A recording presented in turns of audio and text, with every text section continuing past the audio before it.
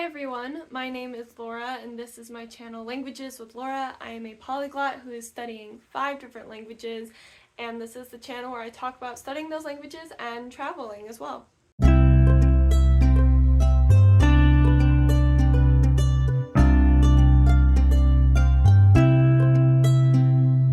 So today I want to talk about accents. A lot of people took a lot of interest in my How to Improve Your Speaking video, and I know that speaking is something that is really hard for a lot of people. It's the hardest part of learning a language and the most intimidating part of learning a language, and so I thought I would expand on certain aspects of speaking in a different language, and this time I'm going to talk about accents. So first things first, accents versus pronunciation. This can be a little murky in places because some pronunciation changes depending on what accent. For example, with Spanish, you have a Y sound, and some places say yo and some places say yo, and it can be a little pronunciation difference. But the number one thing is pronunciation. Make sure that you're pronouncing everything in a way that can be understood. Sometimes, yes, you may need to choose which pronunciation you're going to choose, and that can depend on what accent you choose, but I'll get into that a little more in the video a little later on. I just want to first and foremost say the most important thing here is to be understood, okay? To pronounce things correctly. On top of that, we're going to move into accents. So that's why I'm going to say there is a difference between pronunciation and accent, because you can have a very strong accent, but as long as your pronunciation is there, you, for the most part, should be able to be understood. And that's the whole point, is to be understood when speaking in a language. Another thing that I want to say first and foremost about accents is that no matter what, everyone has their own individual, unique accent. I am a Native American from the US. My American accent is different from someone else's Native American accent. Like, even if we're from the same state, even if we're from the same city, I sound differently than every other human being on this planet. In English, but also in every other language. I'm not going to speak Spanish exactly like another Spanish speaker. Not just because I'm not a native Spanish speaker, but because I'm an individual human being. So I think one important thing to do is to recognize that you have your own independent accent, no matter what language you're speaking, no matter what level of fluency, if you are a beginner, A1, A2, or advanced C1, C2, you have your own personal unique accent, and it was so incredibly freeing for me when I just accepted that about myself. I was like, okay, you know, I can choose a specific Spanish accent or a specific French accent or, you know, a specific Portuguese accent.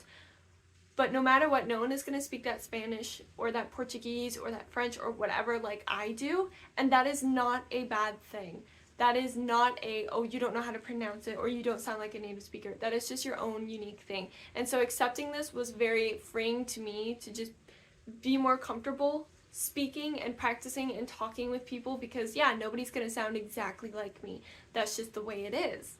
And I found that to be freeing, as I said. And a lot of times it really helps me find my own voice in the language, what I contribute to the language, how that language helps me in my life, and so it just helps me find my own voice.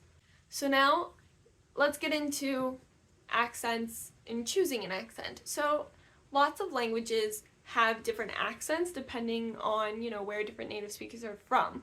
Some of them can be stark differences and some of them not so much. For example, I lived in Central Asia for a year, and I've also had some Russian friends, and I do not notice a difference in accents. It's all Russian. It all sounds very similar. There is no, like, I mean, and again, take this with the nuance of I'm generalizing a lot of times. I'm using my personal experience, and I'm not perfect.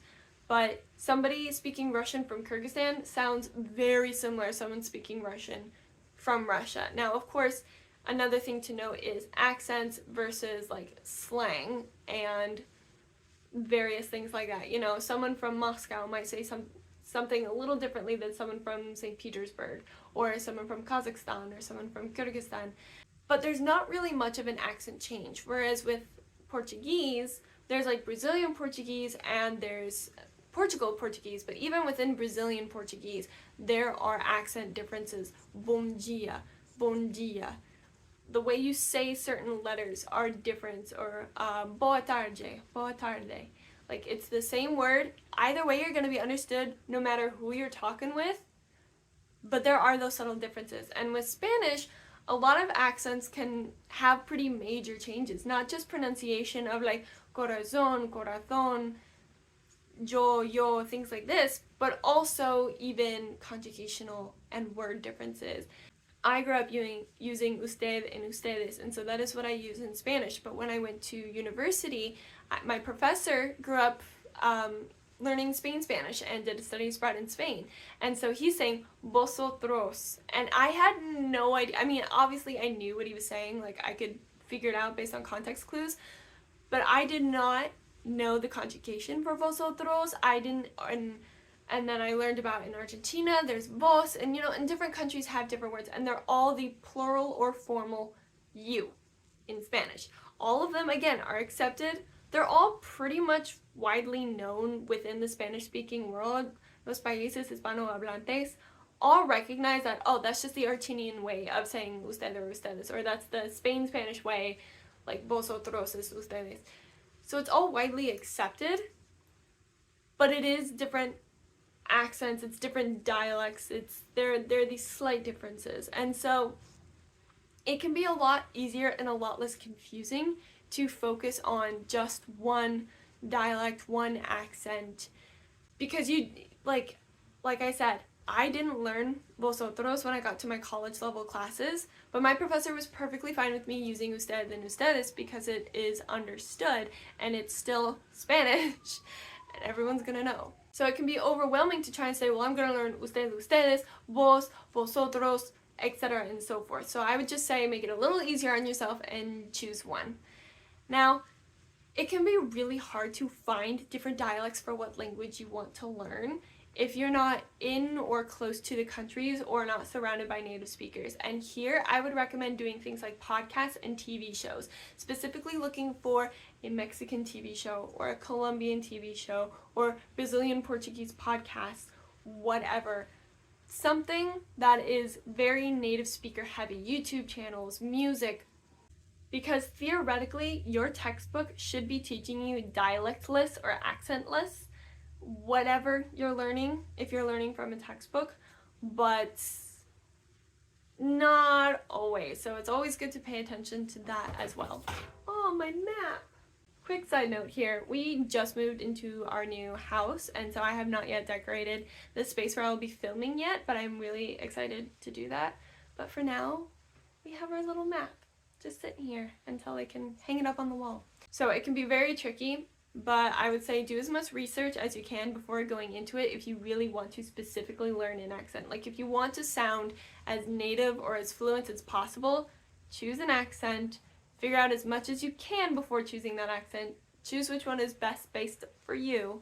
Like if you're going to be going somewhere, or if you are working and you're learning a language to be able to communicate with other people, you know, take the factors into why you're learning a language and see if there's a certain accent, dialect, whatever, that best fits your goals with this language learning. For example, I learn languages for fun. I will learn languages for work, most likely, hopefully, but the theory is that I will have already learned the languages and then use them.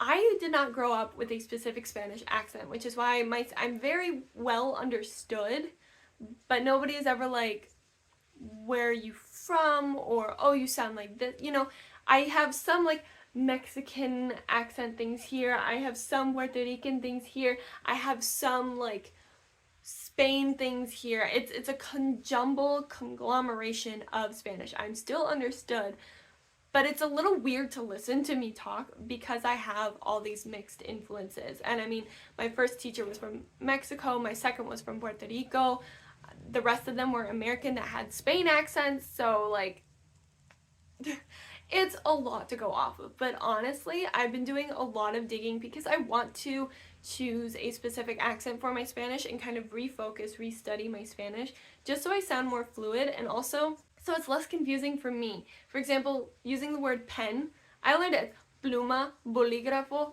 lapiceta. What do I use? They're all pen, right?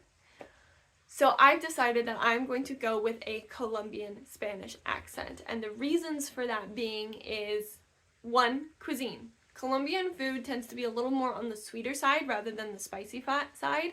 And I love sweet foods. I have worked as a pastry chef for a couple of years, and Colombia has such a rich pastry scene. Like, they have so many delicious native pastries and sweets and things that I would love to bake, and I would love to be able to follow a recipe in Spanish to make some Colombian treats just for fun, because I love to. So I have commonalities with food there. I love music. Cumbia, a lot of Colombian music is so right down my alley, what I love to listen to. So it would help me understand it even better, to even closer nuances of the music. So there's music. It's a place I want to travel to. I've never been to Colombia, but I really, really do want to go there.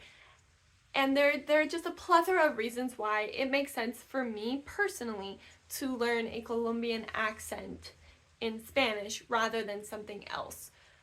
Again, sometimes we don't always have a choice. It could be whatever your teachers are, whatever your textbook is, but just always be mindful of your accent. Learning an accent can be pretty difficult, again, if your study materials aren't tailored to that specific accent, which is why I always recommend that your resources are as tailored as possible, or that you do a lot of Google searching. If you are learning a certain pronunciation guide or certain words and you're not sure if that really fits into the accent that you're wanting, do some research. Look it up online. If it's something different, then learn what you want. It's all the same. I mean, it's all within that language. And yeah, really, the whole point of this, of learning an accent, is to help you find your voice, help you figure out where you fit in with your personal accent, with the accent you want to learn, to make you more comfortable with speaking, so that you can improve your speaking and you can talk to people. Because at the end of the day, that's what we want, is to talk to people, to be understood and to understand. So, thank you all very much for watching this video. If you liked it, please give it a thumbs up. Comment down below if you have any tips for learning or researching specific accents, or if you have chosen a specific accent in one of your target languages. I would love to hear about your experience. Otherwise, also subscribe. I post videos on Mondays, and hit the bell to be notified when those videos go up. I also have other social media linked down below, like an Instagram, Lemonade, TikTok. I started a TikTok where I do like little language things and stuff like that. So make sure you click down in the description below to see those. And yeah, thank you all again for watching this video. And until I see you in the next one, adios.